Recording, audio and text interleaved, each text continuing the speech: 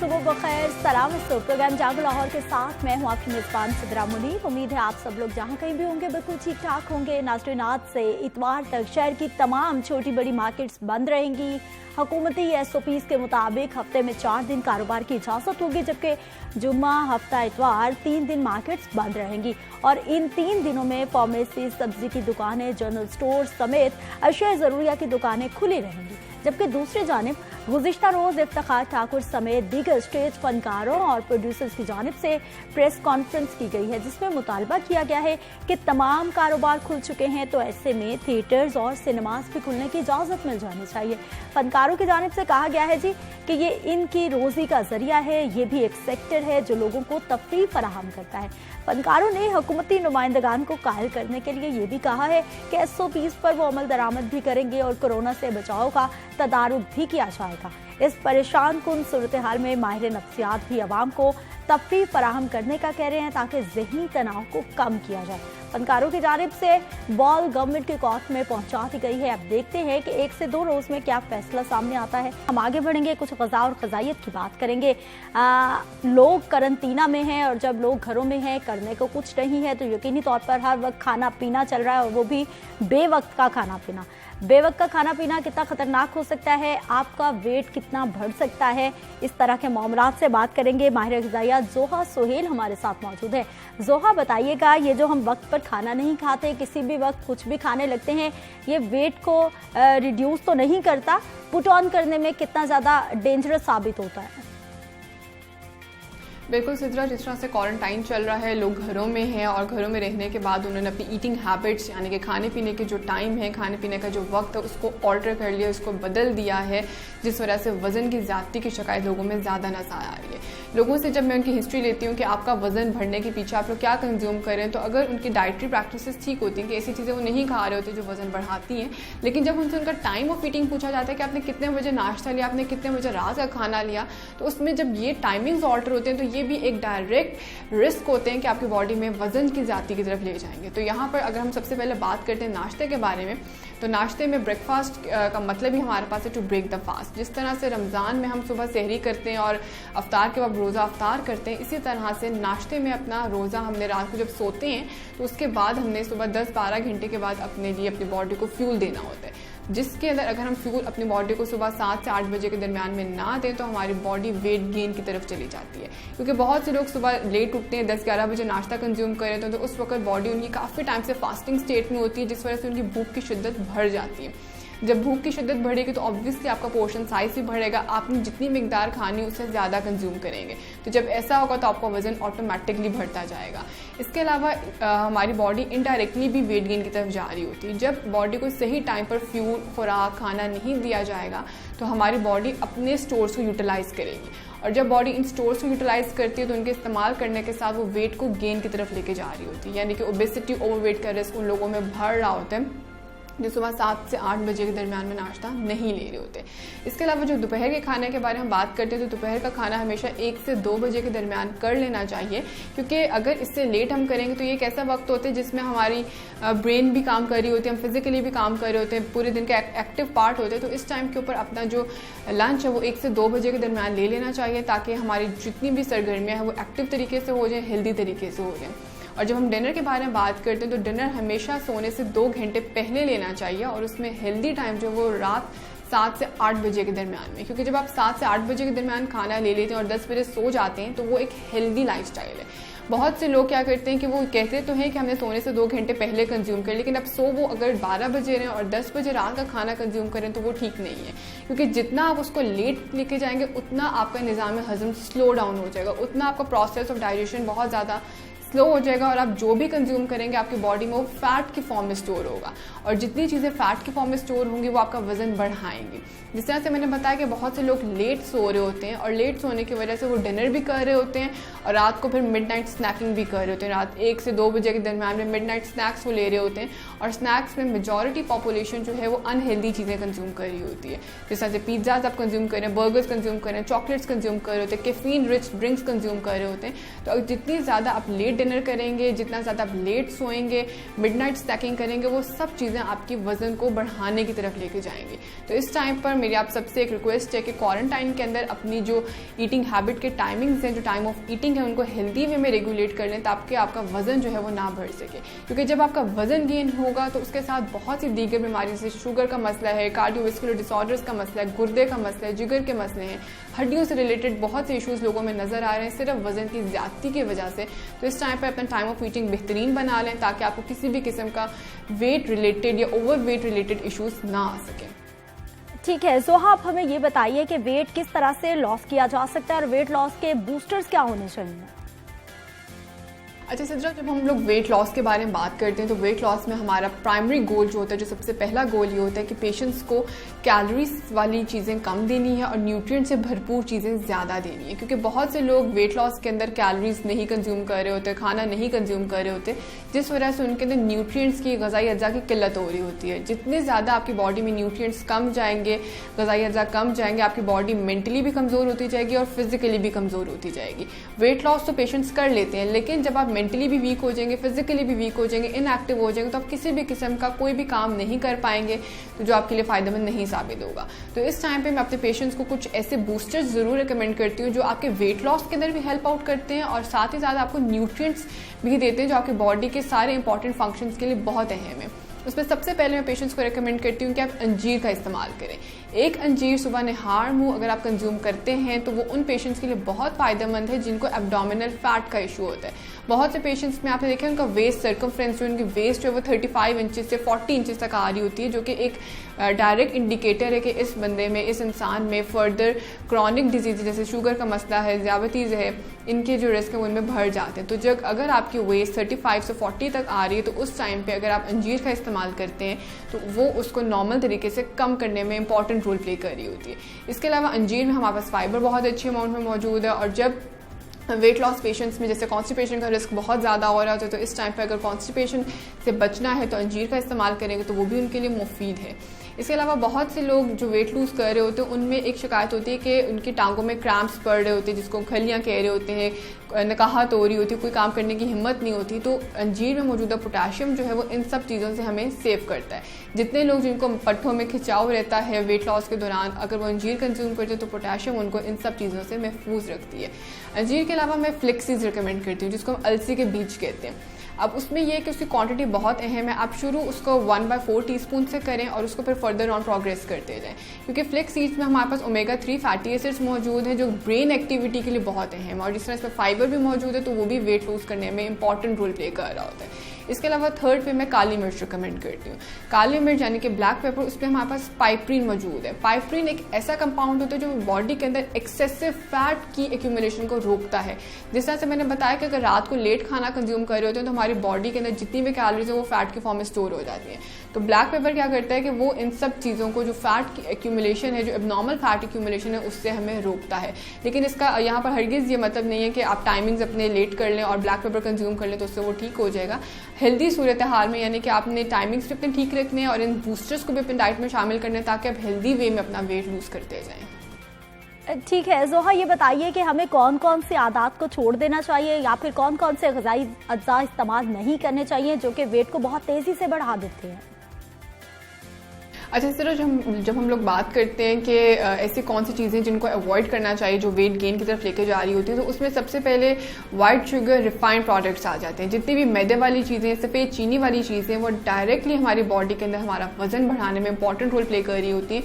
तो वो लोग जो इस टाइम के अंदर सफ़ेद मैदे वाली रोटी कंज्यूम करें उसको अवॉइड करें, बेकरी के जो बिस्किट्स कंज्यूम करें उनके इस्तेमाल से परहेज़ करें और सफ़ेद चीनी के इस्तेमाल से परहेज़ करें, क्योंकि ये सब चीज़ें डायरेक्टली हमारे वजन को बढ़ा रही होती हैं। इसके अलावा ऐसे फैट्स जो रूम टेम्परेचर के ऊपर जमे हुए होते हैं, आपने देखा होगा कि एक हमारे पास घी है और एक हमारे पास तेल है। तेल हमारे पास रूम टेम्परेचर के ऊपर बिल्कुल पानी की तरह का होता है, जबकि घी हमारे पास एक जमा हुआ होता है। तो जो चीज़ बाहर जमी हुई है वो हमारी बॉडी में जाकर भी वैसा ही रोल प्ले करती है और जितने ज़्यादा आप ऐसे चिकनाई का इस्तेमाल करेंगे जो जमी हुई है वो आपकी बॉडी में जाकर भी जम जाएगी और आपके वजन को प्रमोट करेगी। तो कोशिश ये करें कि ऐसे ऑयल का इस्तेमाल करें जो रूम टेम्परेचर के ऊपर भी लिक्विड फॉर्म के अंदर हो, जिसमें आपके कनोला ऑयल आ जाता है, आपका सरसों का तेल आ जाता है, आपका जैतून का तेल आ जाता है। इनका इस्तेमाल यकीनी बनाएं। और जो आपके घी हैं, ऐसे फैट्स हैं जो रूम टेम्परेचर के ऊपर जमे हुए हैं, जो हाइड्रोजनेटेड फैट्स होते हैं, उनके इस्तेमाल से परहेज करें ताकि आपका वजन ना बढ़ सके।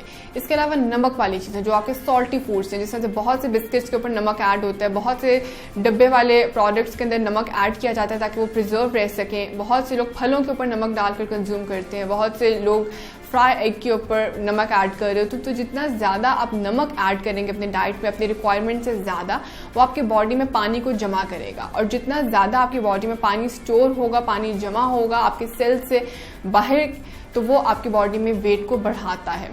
तो कोशिश ये करें कि नमक के ज़्यादा इस्तेमाल से, चीनी के ज़्यादा इस्तेमाल से और घी यानी कि हाइड्रोजनेटेड फैट से परहेज करें, क्योंकि ये सब चीज़ें वजन को प्रमोट करने में एक अहम किरदार अदा कर रही होती हैं। ठीक है जोहा, कुछ बात कर लेते हैं उन मसाइल के हवाले से जो कि वजन कम करने के दौरान अक्सर लोगों को पेश आते हैं। अब हमें ये बताइए, बहुत सारे लोग हैं जो कि जब वेट लॉस कर रहे होते हैं तो उनको कॉन्स्टिपेशन का प्रॉब्लम हो जाता है, उनकी ब्रेन एक्टिविटी बहुत स्लो हो जाती है, नकाहत फील करते हैं। इनसे कैसे छुटकारा हासिल किया जा सकता है? बिल्कुल सिद्रा, बहुत से लोग वेट लॉस के दौरान में बहुत ज़्यादा उनको हेल्थ कॉम्प्लिकेशंस नज़र आ रही होती है, जिसमें कॉन्स्टिपेशन यानी कि कब्ज़ का मसला, ब्रेन एक्टिविटी यानी कि बहुत ज़्यादा थकावट महसूस होती है, दिमागी तौर पर अपने आप को वो स्लो फील कर रहे होते हैं।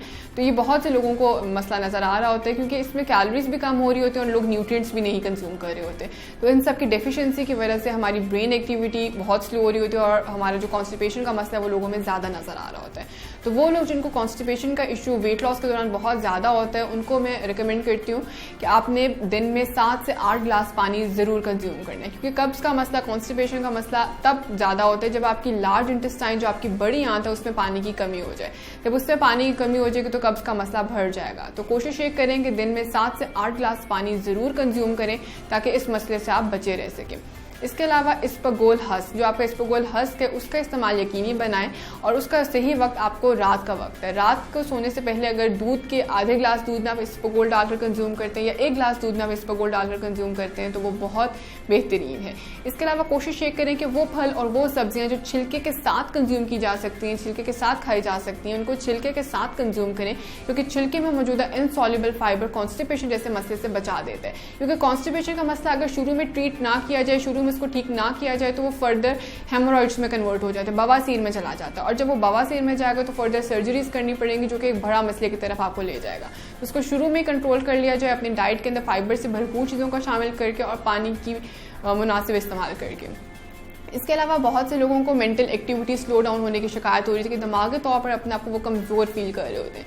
तो इस टाइम पर कोशिश ये करें कि ऐसी चीज़ों का इस्तेमाल करें जो ब्रेन एक्टिविटी को बढ़ाएं, जिसमें सबसे पहले हमारे पास विटामिन ई से भरपूर चीज़ें आ जाती हैं, क्योंकि विटामिन ई हमारी ब्रेन के लिए बहुत अच्छी चीज़ है। और विटामिन ई हमारे पास सबसे ज़्यादा बादाम के अंदर मौजूद है। तो कोशिश ये करें कि सुबह नहार मुँह 7 से 8 बादाम अगर आप कंज्यूम करते हैं तो वो बहुत फ़ायदेमंद है। इसके अलावा बहुत से लोग बादाम कंज्यूम नहीं कर रहे होते, तो बेशक विटामिन ई के सप्लीमेंट्स जो हैं वो कंज्यूम कर लें, लेकिन मेक श्योर करें कि विटामिन ई आपकी डाइट में जाए ज़रूर। इसके अलावा ओमेगा 3 हमारी ब्रेन हेल्थ के लिए बहुत इंपॉर्टेंट है, जिसमें EPA आ जाता है, DHA आ जाता है। और वॉलनट्स यानी कि अखरोट एक बहुत अच्छा जरिया हमारे पास ओमेगा 3 फैटी एसिड्स का। लेकिन बहुत से लोग गर्मी की वजह से वॉलनट्स का इस्तेमाल नहीं कर रहे होते, तो बेशक इस टाइम पे वो वॉलनट्स अगर नहीं कंज्यूम करने तो बेशक ना कंज्यूम करें, वो बेशक विटामिन ई एलिमेंट्स की फॉर्म में कंज्यूम कर लें। लेकिन जो लोग कंज्यूम कर रहे हैं वो इसका इस्तेमाल यकीनी बनाएं। और ओमेगा 3 सप्लीमेंट्स मार्केट में अवेलेबल हैं, तो अगर अखरोट नेचुरल फॉर्म में कंज्यूम करना है तो 1 अखरोट या आधा अखरोट आपने एक दिन में कंज्यूम करना है, इससे ज़्यादा नहीं। और अगर आपने कंज्यूम नहीं करना तो आप बेशक ओमेगा 3 सप्लीमेंट्स जो मार्केट में अवेलेबल आप वो। ठीक है, बहुत शुक्रिया जोहा सोहेल, आप हमारे प्रोग्राम में शामिल हुई और देखने वालों को हमें बता रही थी कि किस तरह से आपने अपने ईटिंग हैबिट्स और टाइमिंग्स बहुत अच्छे करने हैं। और उसके साथ साथ अगर आप अपना वेट लॉस करना चाहते हैं तो कौन सी आदत को अपनाना चाहिए और कौन सी ऐसी आदत है जिनको फ़ौरन से पहले छोड़ देना चाहिए। यहाँ पर वक्त एक शॉर्ट ब्रेक का, आप कहीं नहीं जाएंगे, हमारे साथ रहेंगे।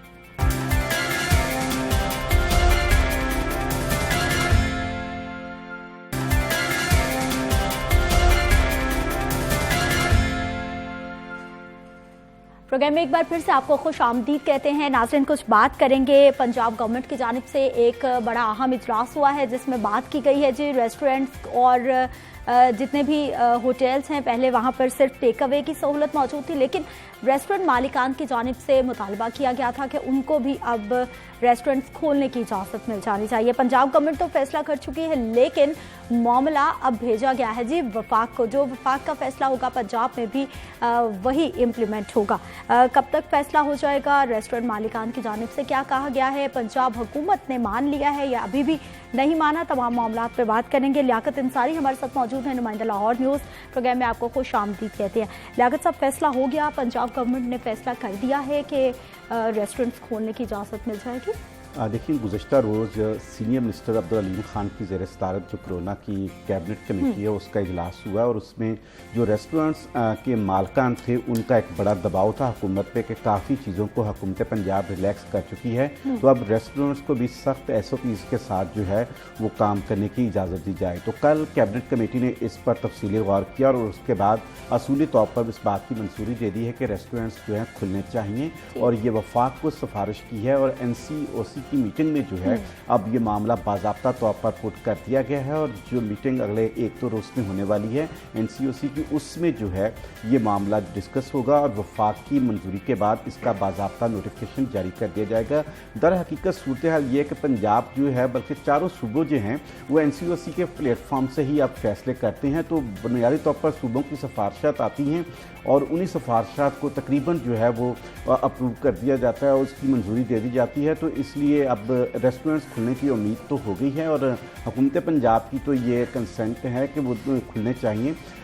कल जो इजलास हुआ उसमें महकमा सेहत ने इसकी अलबत्ता कहा है कि नहीं खुलने चाहिए, उन्होंने मुखालफत की। फिर पुलिस का जो नुमाइंदे थे IG पंजाब पुलिस, उनकी तरफ से भी इसकी मुखालफत की गई, लेकिन फिर जो है बाकी जो इजलास के शुरा थे, मिनिस्टर्स थे, उनका ये राय थी कि नहीं खुलने चाहिए और अब मुआशी तौर पर जो है रेस्टोरेंट्स को देखें, रमज़ान मुबारक में जो है वो रेस्टोरेंट्स को एक बड़ा बिजनेस मिलता है, उनका वो बिजनेस सब चला गया, फिर उससे पहले भी वो काफ़ी डिस्टर्ब है मुआशी तौर पर, उनके अपने रेस्टोरेंट्स बंद पड़े हैं। लियाकत साहब, ये बताइए कि हम जब से ये लॉकडाउन का कोरोना का मामला शुरू हुआ है पहले दिन से हम देख रहे हैं कि वफाक की जानिब से कुछ और फैसला आता है, पंजाब सिंध या कोई भी गवर्नमेंट कुछ और फैसला करती है, फिर बाद में डाल दिया जाता है जी 18वीं तरमीम के बाद सूबे आज़ाद हैं अपने अपने फैसले करने में।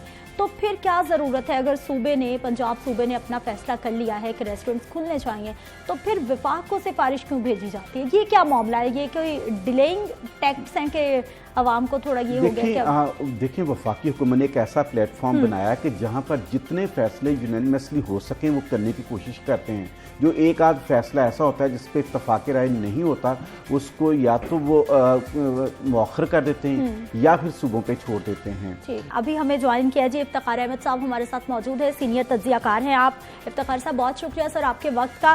सर बताइएगा, गवर्नमेंट की जानिब से मुसलसल ये लॉकडाउन में नरमी की जा रही है, लेकिन बहुत सारे अभी सेक्टर्स हैं जो हुकूमत के मुंतज़िर हैं कि उनको भी इजाज़त मिल जाए, वो भी अपना काम शुरू कर दे, जिसमें ये रेस्टोरेंट्स भी हैं, इसके साथ साथ जो हमारे थिएटर्स सिनेमाज बंद है, उस हवाले से अभी तक कोई फैसला सामने नहीं आया। देखिए, बात ये है, ये तो सब कुछ खोल देना चाहिए इन्हें। तो पहले दिन कौन सा लॉकडाउन है इस मुल्क में?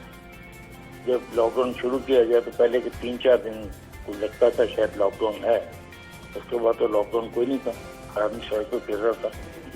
तो खोल दें, ठीक है। सिंध खैबर पख्तूनख्वा के अस्पतालों में जगह खत्म हो गई है मरीजों के लिए, पंजाब में भी ये सूरत होने वाली है। आप लॉकडाउन खोल दें, तो बच गया, तो मर गया तो मर गया। इफ्तिखार साहब, ये बताइएगा कि जब से ये कोरोना का मामला शुरू हुआ है, पहले दिन से लेकर आज तक पंजाब की जानिब से या फिर वफाक की जानिब से जिस तरह से इसको टैकल किया जा रहा है, जो फैसले किए जा रहे हैं, आप उन तमाम चीज़ों को किस तरह से देखते हैं, किस तरह तज्जिया पेश करेंगे उनका? देखें, जब माशरा ही तैयार ना हो, जब आपके अवाम ही तैयार ना हो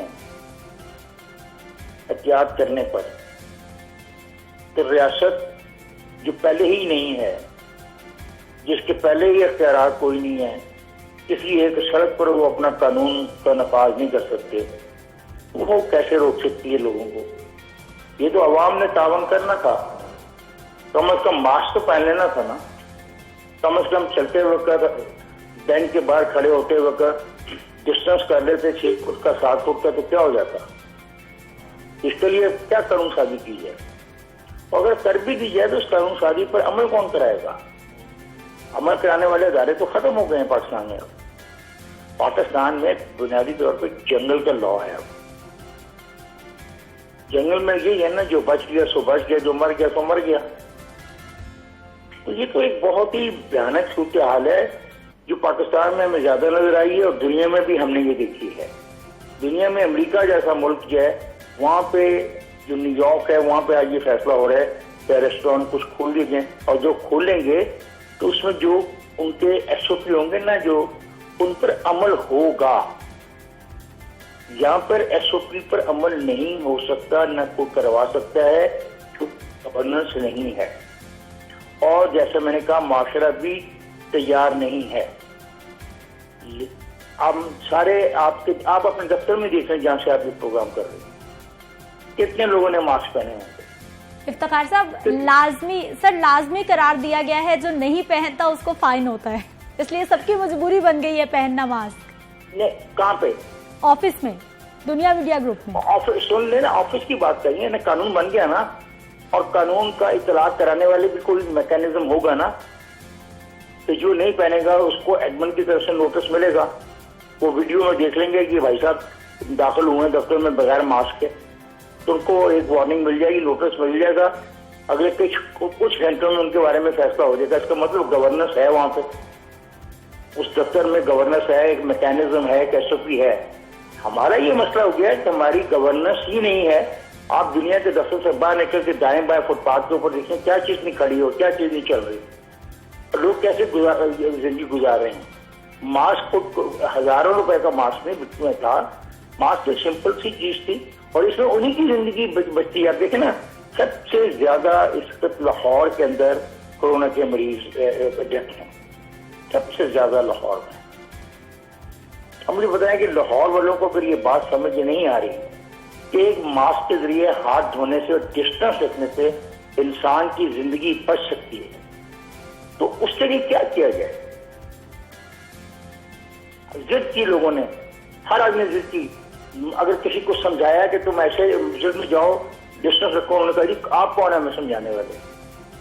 दफ्तर के बारे में कहा गया, जो बैंक के बारे में, उन्होंने कहा आप कौन है लाइन में हमें डिस्टेंस देने वाले।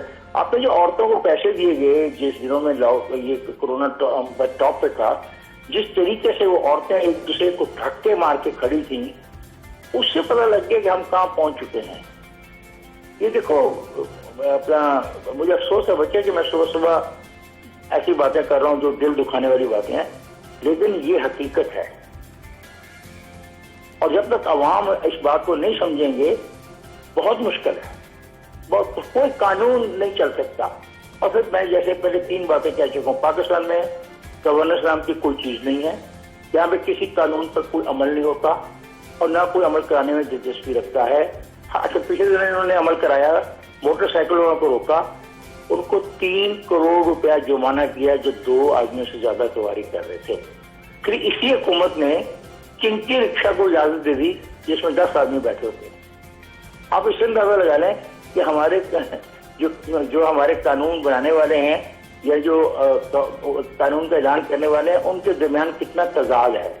एक तरफ 2 आदमी मोटरसाइकिल पे नहीं जा सकते, 3 करोड़ रुपए आपने चालान करके जमा किया एक थोड़े से अरसे के अंदर, और दूसरी तरफ चिंकी रिक्शा जो कानूनी तौर पे कोई रिक्शा है ही नहीं है, उसकी इजाजत जिसमें 5 से 10 आदमी बैठे हुए जा रहे होते हैं। बताएं क्या करेंगे।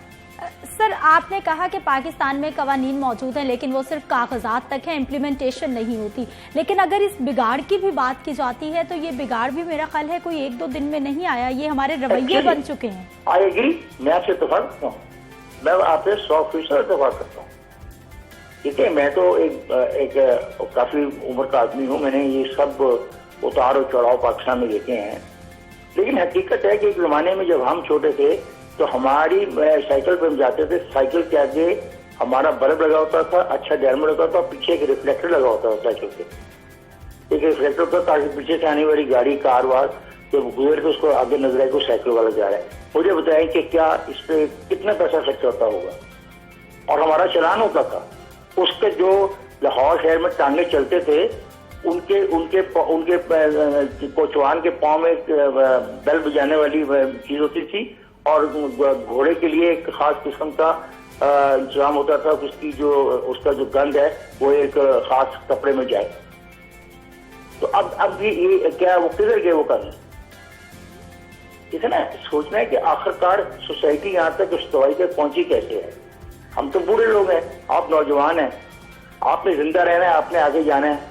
आपको सोसाइटी के अंदर एक तरबियत का एक अमल ऐसा बनाना पड़ेगा जिसमें आप बाइज्जत जिंदगी गुजार सकते हैं। और बाइज्जत जिंदगी तभी गुजारी जा सकती है जब हम मुआशरे के अंदर ऐसे कवानीन बनाएं और जो कवानीन हम का एहतराम करें, वरना ये मुआशरा, जैसे मैंने कहा।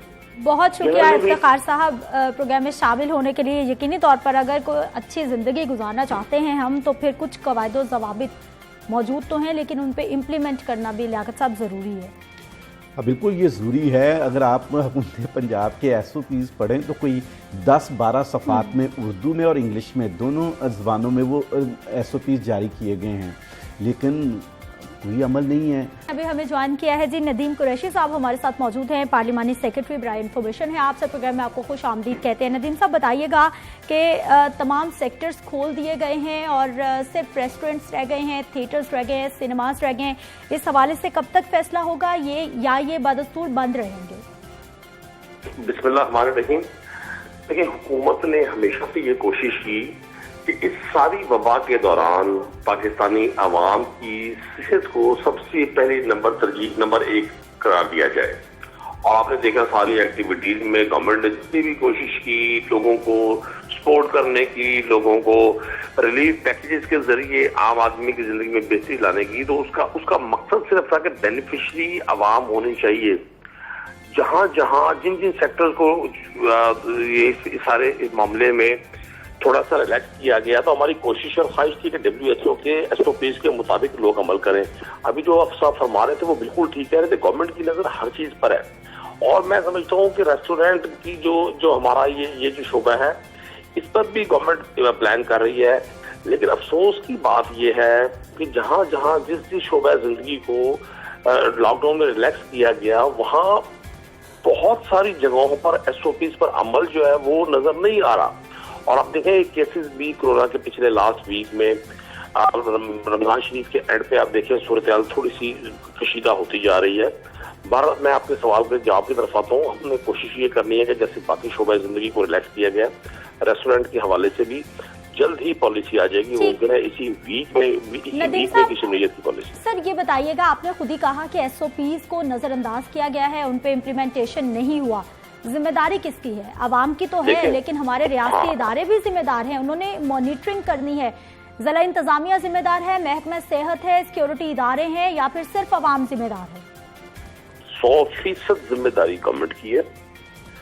लेकिन जिन मुआशरों में लोग हुकूमतों का साथ देते हैं, वहां इस तरह की एपिडेमिक सूरत हाल से निपटना आसान हो जाता है। किसी दुनिया के किसी मुल्क की ना इस हवाले से कोई तैयारी थी, ना लोगों के जहन में ये आइडिया था, ना लोग ये कैलकुलेट कर रहे थे। जितने भी इस हवाले से स्टैटिस्टिक्स सामने आ रहे हैं, वहां लोगों ने खुद भी रोल प्ले किया है। हुकूमती तमाम इदारे मुताबिक है। आप देखें, तमाम तर तकलीफ के बावजूद चीफ मिनिस्टर पंजाब की अब एक्टिविटीज पूरे 3 माह की वॉच करें। उन्होंने पंजाब भर के दौरे किए, उन्होंने पूरे मैकेनिज्म को बनाने में रोल प्ले किया।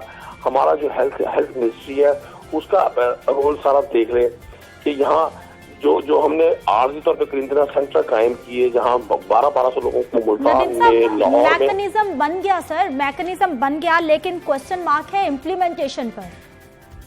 देखिए, इम्प्लीमेंटेशन के लिए तमाम इदारे मुतहरिक हैं। आप तमाम जगहों पर देख लें, मैं पब्लिक को रिप्रेजेंट कर रहा होता हूँ। मुझे बहुत सारी जगहों से जब लॉ इन्फोर्समेंट एजेंसी अपना काम कर रही होती है, जब पुलिस या दीगर इदारे अपना काम कर रहे हैं, तो लोग बड़ी कंप्लेन कर रहे होते हैं। तो मैं समझता हूँ ये इन जगहों पर हमारा बुनियादी तौर पर टारगेट ये है कि किसी भी तरह आम आदमी की जिंदगी में तकलीफ बढ़ाने की बजाय कम की जाए। तो यहाँ जो जिंदा कौमें होती हैं, जो मुहज़्ज़ब माशरे होते हैं, वो खुद भी रोल प्ले कर रहे होते हैं। हुकूमत ने तो अपनी तरफ से तमाम 144 का निफाज है, तमाम इस्तेमाल पर पाबंदी है, तमाम एजुकेशनल इंस्टीट्यूट बंद किए हुए, तमाम। ठीक है, बहुत शुक्रिया नदीम कुरैशी साहब, आप हमारे साथ मौजूद रहे और हमें बता रहे थे जी गवर्नमेंट मैकेनिज्म तो बना रही है, लेकिन उन्होंने खुद माना कि एसओपीज पर अमल दरामद नहीं हो रहा। गवर्नमेंट की जिम्मेदारी है जी इम्प्लीमेंटेशन कराना। बहुत शुक्रिया लियाकत इंसानी साहब प्रोग्राम में शामिल होने के लिए। यहाँ पर वक्त एक शॉर्ट ब्रेक का, हमारे साथ रहिए।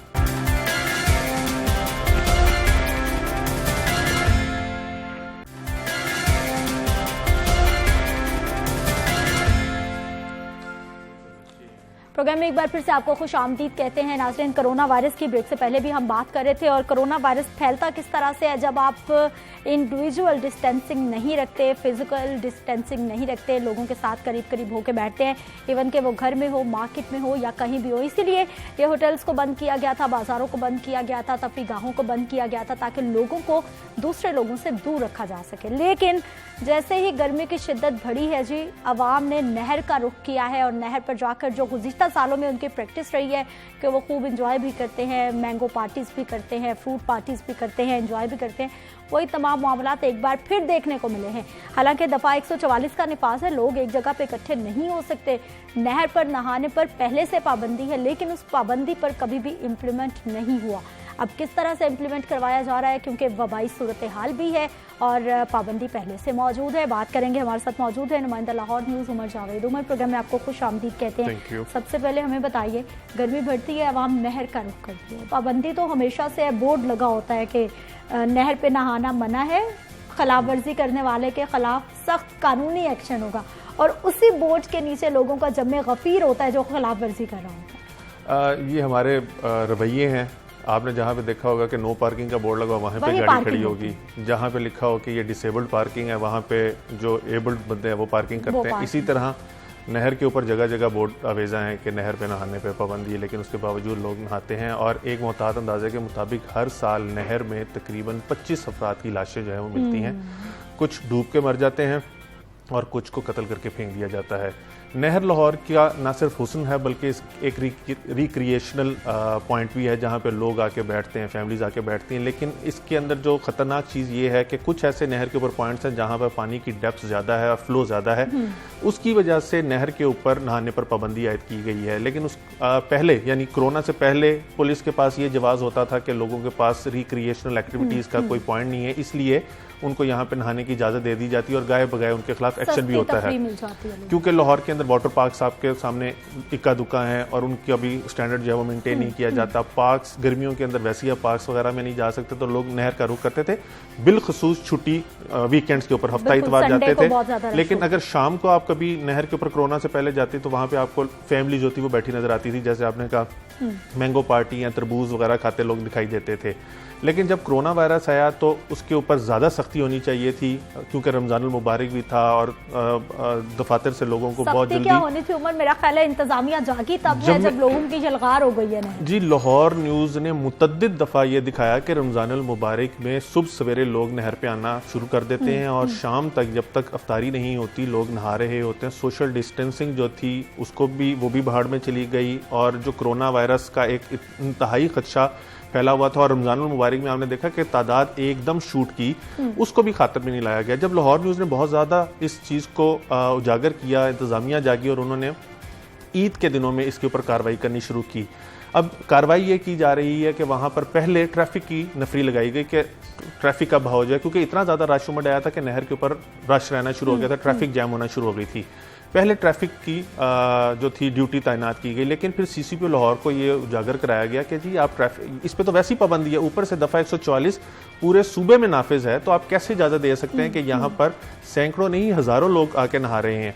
अब ये किया जा रहा है कि नहर के ऊपर यानी लाल पुल और उससे आगे जो है वो पुलिस की नफरी लगा दी गई है। जगह जगह पे लोग पुलिस वाले एहलकार बैठे हुए और वो इस चीज़ को इंश्योर करें कि नहर में लोग नहाने ना आए। लेकिन सिदरा उसके बावजूद भी आप अगर अभी भी नहर का रुख करें तो आपको लोग बाज़ जगह पे नहाते दिखाई दिए जाएंगे। और अगर पुलिस एहलकारों से ये पूछ लिया जाए कि आपने पाबंदी लगाई उसके बावजूद लोग नहा रहे हैं, तो आगे से जवाब ये देते हैं कि जी देखिए इतनी गर्मी है तो कोई ना कोई तो तोड़ होगा।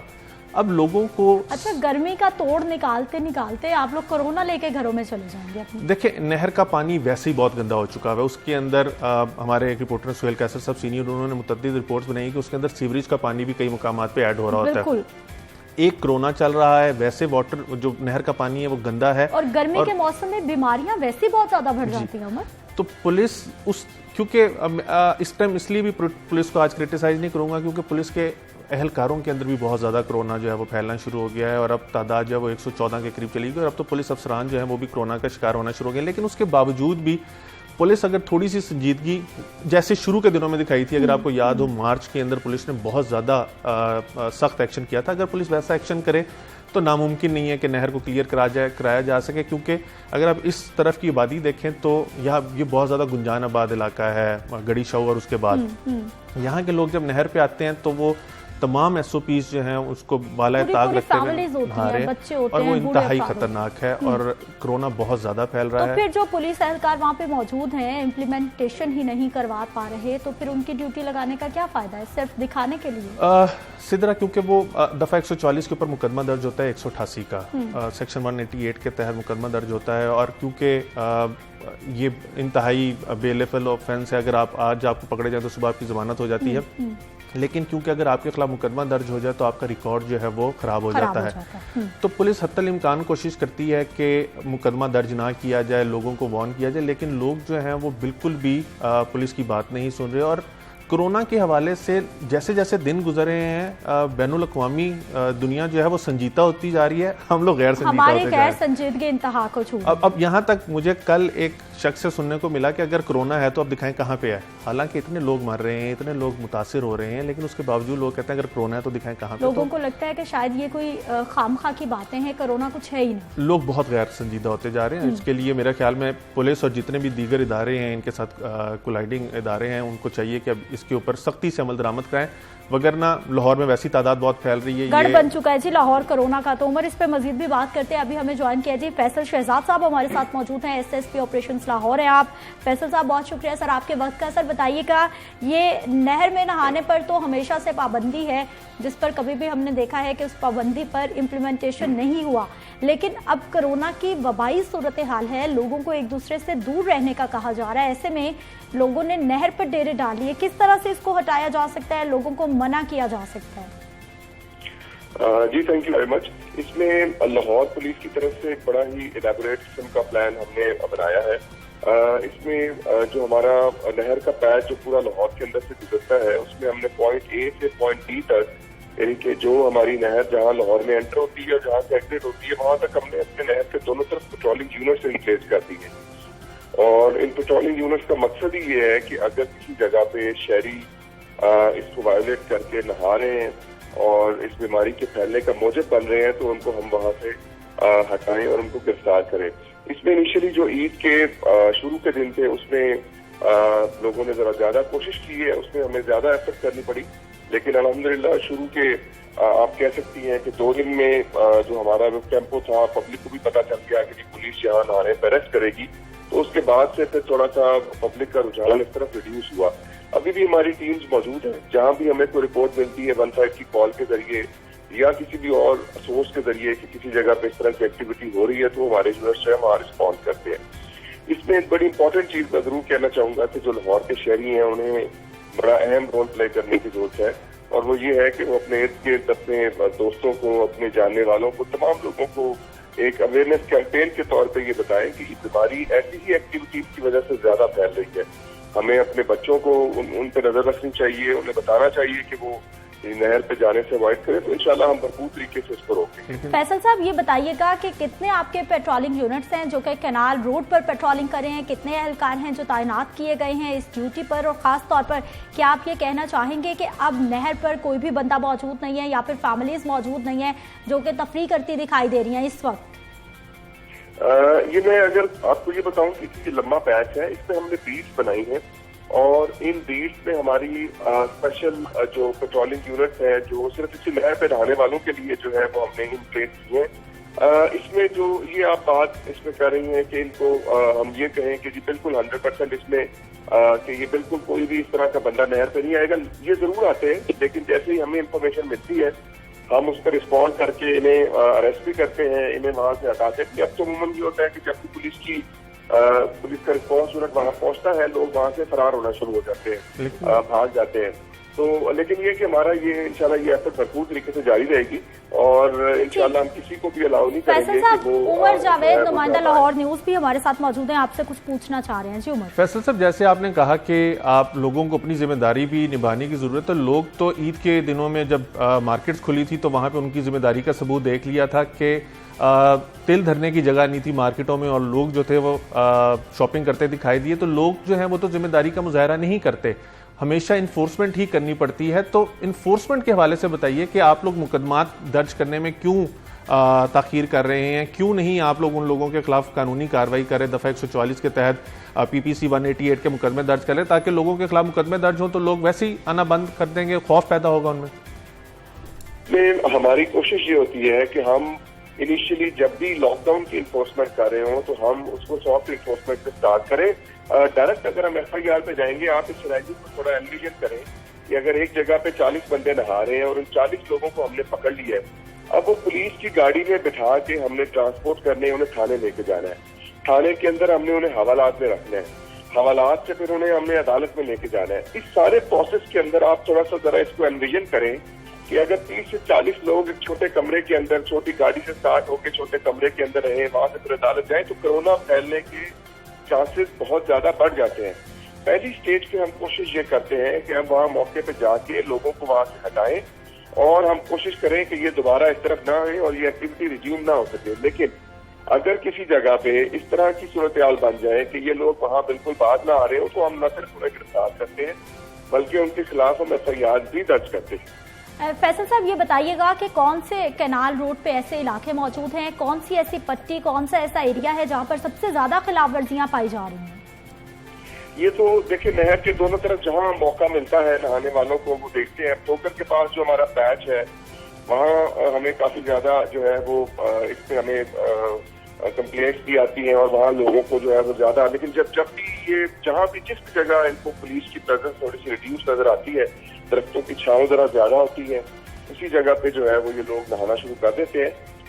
इसमें कोई इस तरह नहीं है कोई खास स्पॉट, और इसके साथ साथ नहर के साथ साथ जो मुनासिब जगह, छांव वाली जगह नजर आती है, पुलिस की प्रेजेंस नहीं होती, वहाँ ये लोग नहाना शुरू कर देते हैं। ठीक है, बहुत शुक्रिया फैसल शहजाद साहब प्रोग्राम में शामिल होने के लिए। हमें बता रहे थे जी जो SOPs बनाए जा रहे हैं और पुलिस की जानिब से किस तरह से कैनाल पे आने को लोगों को मना करने के हवाले से काम किया जा रहा है। बहुत शुक्रिया उमर जावेद प्रोग्राम में शामिल होने के लिए। आपसे यही कहूँगी कि आप लोग भी आजकल ज़रा अपनी तफरीह को महदूद रखें, नहर पर ना जाएं क्योंकि वहाँ पर भी कोरोना फैलने का बहुत ज़्यादा खदशा है। यहाँ पर वक्त एक शॉर्ट ब्रेक का, हमारे साथ रहिए।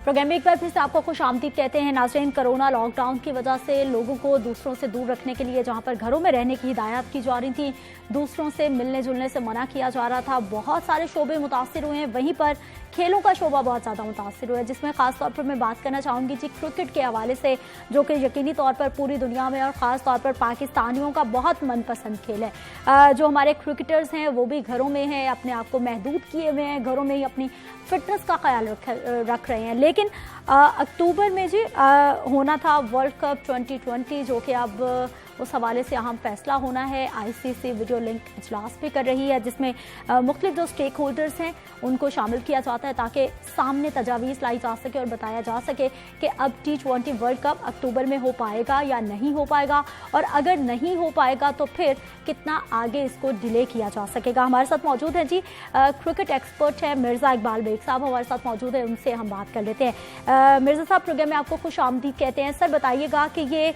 फैसला जो होना है T20 वर्ल्ड कप के हवाले से 10 जून तक मुलतवी किया जा चुका है, क्या मतवक्के है फैसला?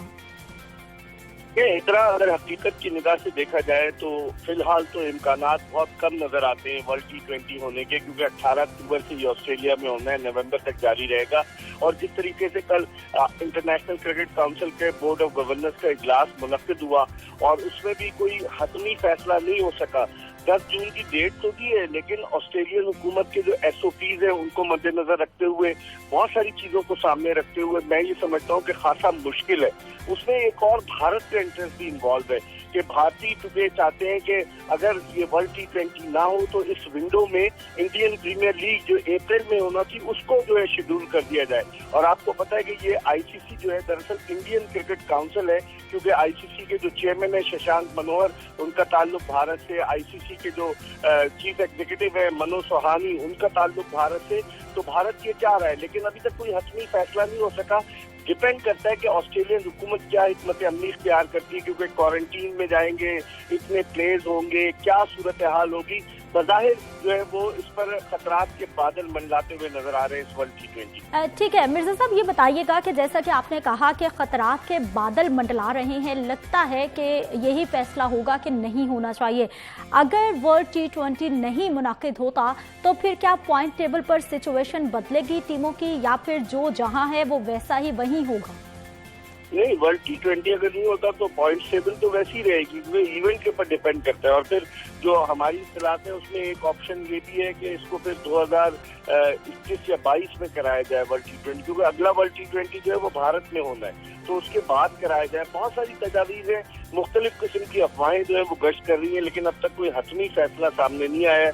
आईसीसी जो हतमी फैसला करेगी तब पता चलेगा कि वर्ल्ड T20 का क्या मुस्तकबिल है, क्या वो ऑस्ट्रेलिया में होगा, नहीं होता, मुलतवी होता है, अगले साल होगा। अगर 2021 में नहीं हुआ तो फिर वहाँ पर जो है वो भारत में 2022 में वर्ल्ड T20 होना है, तो उसके बाद होता है। बहुत सारी चीजें, और आया भारत अपना वर्ल्ड T20 की मेजबानी जो ऑस्ट्रेलिया को दे देता है 2022 की।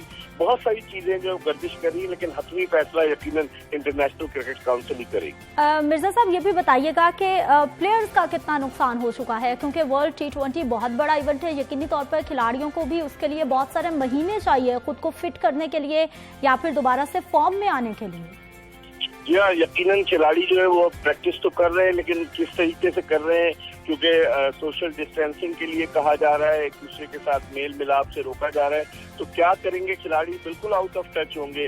अब बहुत सारे सवालात जो है वो जहन में गर्दिश करते हैं, इस तरह की क्या होगा क्या नहीं होगा। खिलाड़ियों को माली तौर पे तो मुश्किलात का सामना है, क्योंकि दुनिया में जो लीग्स होती है उनमें खिलाड़ियों को खासे पैसे मिलते हैं, लेकिन मार्च के बाद से ये कोविड-19 की वजह से सारी सरगर्मियां मफलूज होकर रह गई हैं, तो खिलाड़ियों का भी नुकसान होगा। और अब देखना ये है कि इस हवाले से क्या हिकमत अमली इख्तियार करती है इंटरनेशनल क्रिकेट काउंसिल। सारी नजरें आईसीसी पर मरकूज है लोगों की।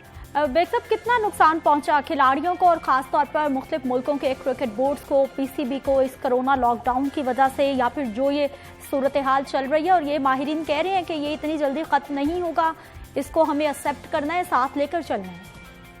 बिल्कुल नुकसान तो हुआ है। पाकिस्तान क्रिकेट बोर्ड के चेयरमैन एहसान मानी साहब तो फरमा रहे थे कि हम 2 साल तक बर्दाश्त कर लेंगे। कैसे बर्दाश्त कर लेंगे? क्या पीसीबी जो है वो सोने का अंडा देने वाली मुर्गी है कि हम बर्दाश्त कर लेंगे? इतने पैसे हैं। बड़े बड़े क्रिकेट बोर्ड हिल कर रह गए। आप देखें ऑस्ट्रेलियन क्रिकेट बोर्ड के बारे में मैंने आपको बताया कि बड़ा डेस्परेट है कि किसी तरीके से वर्ल्ड T20 हो। इसी तरीके से England and Wales cricket board जो है वो चाह रहा है किसी भी तरीके से पाकिस्तान की क्रिकेट टीम जो है वो इंग्लैंड के दौरे पर जाए और वहां पर मैचेस हो। वेस्ट इंडीज की टीम को भी आना है। तो दुनिया के मुख्तलिफ ममालिक के क्रिकेट बोर्ड्स को बड़ा माली नुकसान उठाना पड़ा है। आप देखें पाकिस्तान क्रिकेट में जो पाकिस्तान क्रिकेट टीम का जो ऑफिशियल स्पॉन्सर है, एक मशरूब साज कंपनी जो तकरीबन 50 करोड़ रुपए सालाना पाकिस्तान क्रिकेट बोर्ड को देती थी, वो भी अब अपने आप को विड्रॉ कर रही है कि स्पॉन्सरशिप नहीं देगी। तो मुश्किलात तो हैं। अब इन मुश्किलात पर काबू कैसे पाया जाता है, ये क्रिकेट बोर्ड की हिकमत अमली पे डिपेंड करता है कि उनके जो हेल्म ऑफ अफेयर्स पर लोग हैं वो किस तरीके से इस मुश्किल सूरत हाल से निकलने का रास्ता बनाते हैं। ठीक है मिर्जा साहब, पूरी दुनिया के क्रिकेट बोर्ड्स की तो आपने बात की है, लेकिन पाकिस्तान की स्पेशली मैं बात करना चाहूंगी कि हमारे जितने भी प्लेयर्स हैं उनके पहले ही परफॉर्मेंसेस में इतनी ज़्यादा कोई स्टेबिलिटी नहीं है, तसलसल नहीं है। एक मैच एक सीरीज हम जीतते हैं तो अगले मैच अगली सीरीज में हम बुरी तरह शिकस्त का मुंह देखते हैं। हमारे प्लेयर्स के लिए ये तमाम सिनेरियो कितना खतरनाक है? हमारे प्लेयर्स के लिए तो है खतरनाक, क्योंकि अभी जो पाकिस्तान क्रिकेट बोर्ड ने सेंट्रल कॉन्ट्रैक्ट भी ऐलान कर दिया है पाकिस्तान के क्रिकेटर्स के लिए, जबकि एक्टिविटी कोई हो नहीं रही। पीएसएल के सेमीफाइनल्स के बाद रोक दिए गए थे। आया पीएसएल के सेमीफाइनल और फाइनल होते हैं या नहीं। हमारे क्रिकेटर्स के लिए माली तौर पर तो जो सेंट्रली कॉन्ट्रैक्टेड प्लेयर हैं, चले उनके लिए तो फायदा है, लेकिन वो गरीब खिलाड़ी जो क्रिकेट डोमेस्टिक क्रिकेट खेलते हैं या वो गरीब क्रिकेटर्स जो पाकिस्तान से बाहर जाकर लीग क्रिकेट खेलते हैं या दीगर वो क्रिकेटर्स जो इंग्लैंड में काउंटी क्रिकेट या ऑस्ट्रेलिया में जाकर बिग बैश वगैरह खेलते हैं, उनके लिए तो बड़ी मुश्किलात हैं। अब देखते हैं कि जो माली नुकसान हो रहा है खिलाड़ियों को, पाकिस्तान में तो आपको पता है कि डोमेस्टिक क्रिकेट में अब चूंकि सूबाई एसोसिएशन की टीमें आ गई हैं तो इदारे खत्म कर दिए गए, तो खिलाड़ी तो वैसे ही बेरोजगार हो गए। अब इस नागुफ्ता बे सूरत हाल की वजह से और खिलाड़ियों के लिए मुश्किलात पैदा हो गई है। अब देखते हैं कि पाकिस्तान क्रिकेट बोर्ड के जो हेल्म ऑफ अफेयर्स पर लोग हैं वो खिलाड़ियों के रोजगार के लिए क्या एहतमाम करते हैं। सुनने में आ रहा है कि वो जा रहे हैं वहाँ इदारों से गुफ्तगू कर रहे हैं, पहले इदारों की टीमें खत्म की, अब इदारों से बात कर रहे हैं कि एक टूर्नामेंट खेल लें। बहुत सारे मसाइल हैं। मेरे ख्याल में, मेरी अपनी जाती राय, हो सकता है लोग इससे इत्तफाक न करें, लेकिन पाकिस्तान क्रिकेट बोर्ड को सही अंदाज से नहीं चलाया जा रहा। इम्पोर्टेड चीफ एग्जीक्यूटिव है वसीम खान साहब जो इंग्लैंड से आए हैं, उनका पाकिस्तान में माजी में कोई लेना देना नहीं रहा है। वो अपना बैग उठाएंगे, भारी तनख्वाह ले रहे हैं और चले जाएंगे। एहसान मानी साहब माशाल्लाह, अल्लाह उनकी उम्र दराज करे, 75 बरस के हैं, वो भी ज्यादातर इंग्लैंड में रहते हैं, वो भी चले जाएंगे। तो पाकिस्तान क्रिकेट का अल्लाह ही हाफिज है। जब तक कॉम्पिटेंट लोग पाकिस्तान क्रिकेट को चलाने के लिए नहीं आएंगे उस वक्त तक तो मसाइल पैदा होते ही रहेंगे। आप वसीम खान को इतनी भारी तनख्वाह पर लेकर आए। ठीक है, बहुत शुक्रिया मिर्जा इकबाल बेग साहब। तमाम तर सिनेरियो पर आपने अपना तज्जिया भी पेश किया और उसके साथ साथ आपने जो पीसीबी की इंतजामिया है उस पर क्वेश्चन मार्क लगा दिया है। यकीनी तौर पर खिलाड़ियों के लिए एक बहुत मुश्किल सूरत हाल है और ख़ासतौर पर हमारे पाकिस्तान में माली मुश्किलात तो हैं ही, लेकिन उसके साथ साथ जो दिन ब दिन मामला कहा जा रहा है कि कोरोना साथ साथ चलेगा, उसने हमारे खिलाड़ियों को भी ज़्यादा तजब्जुब का शिकार बना दिया। मुझे आपने इजाज़त देनी है। इंशाल्लाह कल सुबह 9:05 पर मेरी आपसे फिर से मुलाकात होगी। अपना ख्याल रखिएगा, मुझे अपनी दुआओं में नेक हवालों में याद रखिए। अल्लाह निगहबान।